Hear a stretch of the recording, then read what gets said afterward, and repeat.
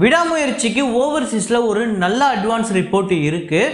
ஒவ்வொரு கண்ட்ரியில் எவ்வளோ, முக்கியமாக மலேசியாவில், யூஎஸ்ஏல, கனடாவில், யூஏஇயில் இந்த மாதிரி கண்ட்ரீஸ்லலாம் இதுவரையும் எவ்வளோ அட்வான்ஸ் புக்கிங் வந்திருக்கு. உலகம் முழுக்க இதுவரையும் ஓவர்சீஸில், அதாவது இந்தியா இல்லாமல் மற்ற நாடுகளில் இதுவரையும் அட்வான்ஸ் புக்கிங்கில் எவ்வளோ கலெக்ட் பண்ணியிருக்கு அப்படிங்கிறத இந்த வீடியோவில் ரொம்ப தெளிவாக பார்க்க போகிறோம். இது இல்லாமல் குடும்பஸ்தன் ஒரு பக்கம் நல்ல கலெக்ஷன் எடுத்துக்கிட்டு இருக்குது. தொடர்ந்து தமிழ்நாட்டில் 1 கோடிக்கு மேலே வசூல். நேற்றுமே அப்படிப்பட்ட ஒரு வசூல் தான். மதகஜராஜா நேற்று எவ்வளோ வசூல். இது இல்லாமல் மிஸ்டர் ஹவுஸ் கீப்பிங் ஓரளவுக்கு ஒரு நல்ல கலெக்ஷனை எடுத்துக்கிட்டு இருக்கு அப்படின்னே சொல்லலாம். அதே மாதிரியே கூட வந்த திரைப்படங்களும் எவ்வளோ வசூல். நேற்று தருணம் ரிலீஸ் ஆகிருக்கு, அந்த படத்தோட கலெக்ஷன் எவ்வளோ. அப்புறம் நேற்று ஹிந்தியில் தேவா அப்படிங்கிற படம் ரிலீஸ் ஆகிருக்கு. அப்புறம் ஸ்கை ஃபோர்ஸ் நல்ல கலெக்ஷன் தொடர்ந்து எடுத்துகிட்டு இருக்கு. அப்புறம் தெலுங்கு படங்கள், மலையாள படங்கள் எல்லாத்தையுமே இந்த வீடியோவில் நம்ம ரொம்ப தெளிவாக பார்க்க போகிறோம். ஒரு படம் 1973 30 கோடிக்கு மேலே வந்து வசூல் பண்ணியிருக்கு. அதுலேயும் ஓவர்சீஸில் மட்டுமே கிட்டத்தட்ட 20 கோடி. அப்படி என்ன படமாக இருக்கும்? 1973 அப்படி ஓவர்சீஸில் அவ்வளோ பெரிய கலெக்ஷன் எடுக்கக்கூடிய படம் என்னவா இருக்குங்கிறத நீங்கள் யோசிச்சுக்கிட்டே இருங்க. பதில் தெரிஞ்சால் கமெண்ட்டில் போடுங்க. அது என்ன படம் அப்படிங்கிறத கடைசியில் பார்ப்போம். ஸோ வாங்க வீடியோக்குள்ளே போகலாம்.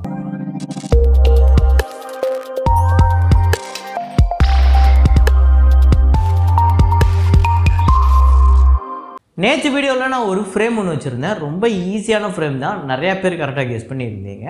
ஸோ அது என்ன ஃப்ரேம், என்ன படம் அப்படிங்கிறத இப்போ பார்த்துட்டு வாங்க.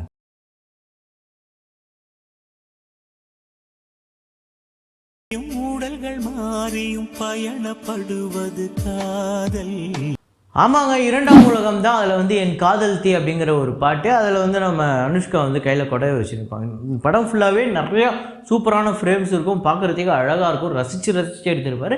ஆனால் படம் தான் பெரிய லெவலில் வந்து பேசப்படல, பெரிய லெவலில் ஒர்க் அவுட் ஆகலை நிறையா வெகு ஜனங்களுக்கு. ஸோ இதை கரெக்டாக கெஸ் பண்ண முதல் 5 பேர் ஹரிஷ் எஸ், மலை விஜய், அப்புறம் சதீஷ், பிஎஸ் சீலன், சக்தி எடிட்ஸ் அப்படிங்கிற இந்த 5 பேர் தான் முதல்ல கரெக்டாக கெஸ் பண்ணியிருக்காங்க. இன்றைக்கி ஒரு ஃப்ரேம் ஒன்று வச்சுருக்கேன். அது என்ன ஃப்ரேம், என்ன படம் அப்படிங்கிறத கெஸ் பண்ணிங்க.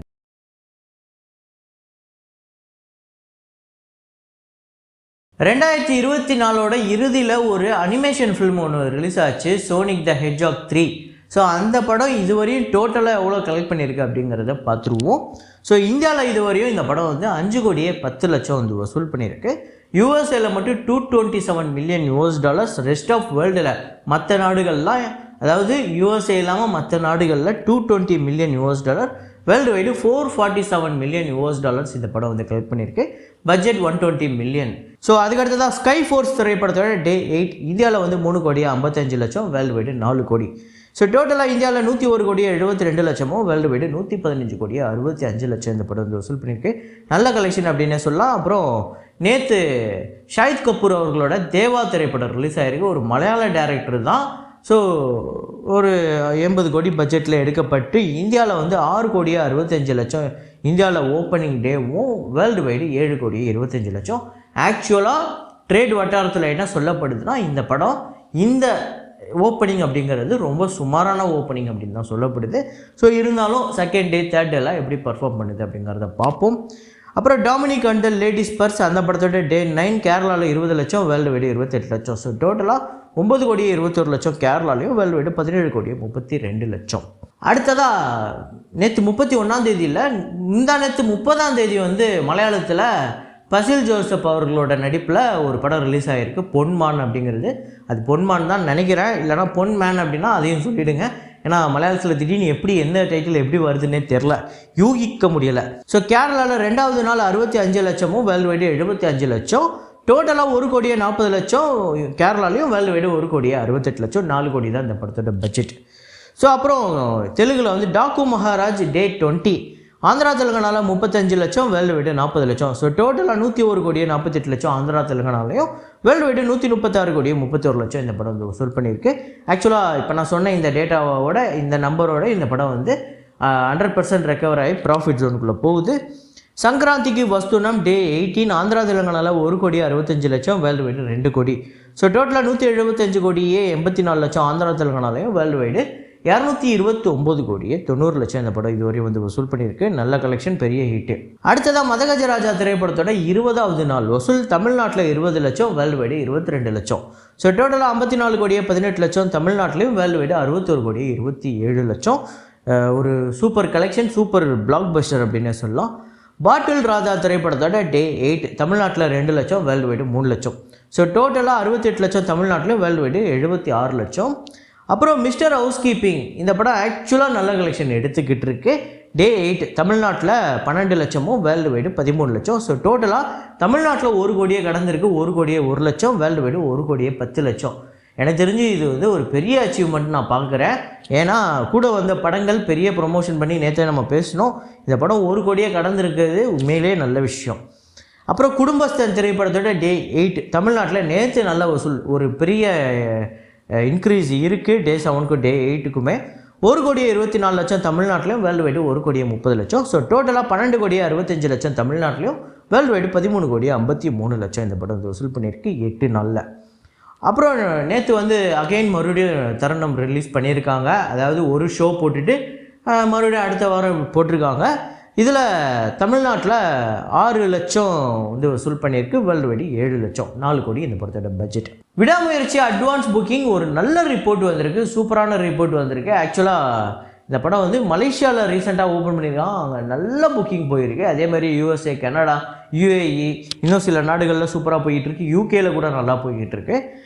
USAல பார்த்திங்க அப்படின்னா ப்ரீமியர் ப்ளஸ் டே 1 சேர்த்து $118K, 1 கோடிக்கு மேலே அங்கே மட்டுமே வந்து வசூல் பண்ணியிருக்கு. கனடாவில் $74K, இது வந்து 64 லட்சம்.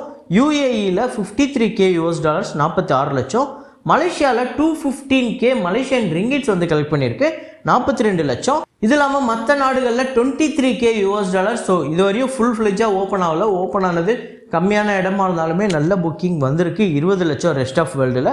டோட்டலாக $323K வந்து கலெக்ட் பண்ணியிருக்கு. இது வந்து 2 கோடியே 73 லட்சம் இந்தியாவோட கரன்சி படி வருது. ஸோ ஒரு நல்ல புக்கிங் இப்போதைக்கு வந்திருக்கு. இதே மாதிரியே ஃபுல் ஃப்ளெஜ்ஜாக ஓப்பன் பண்ணதுக்கப்புறம் எப்படி வரப்போகுது, அதே மாதிரியே மலேசியாவில் பெரிய ஓப்பனிங் வரும் அப்படின்னு எதிர்பார்க்கப்படுது. USAல பெரிய ஓப்பனிங் இதுக்கு முன்னாடி அஜித் குமார் அவர்களோட திரைப்படத்துக்கு இல்லாத அளவுக்கு ஒரு பெரிய ஓப்பனிங் வரும் அப்படின்னு எதிர்பார்க்கப்படுது. சிங்கப்பூரில் அதே மாதிரி இன்னும் சில கண்ட்ரிஸ்லாம் ஓப்பன் பண்ணோன்னா, ஃபுல் ஃப்ளெஜ்ஜாக ஓப்பன் பண்ணோன்னா கண்டிப்பாக ஒரு பெரிய நம்பர், பெரிய அட்வான்ஸ் புக்கிங் நம்மளுக்கு கிடைக்கும்னு நம்ம நம்பலாம்.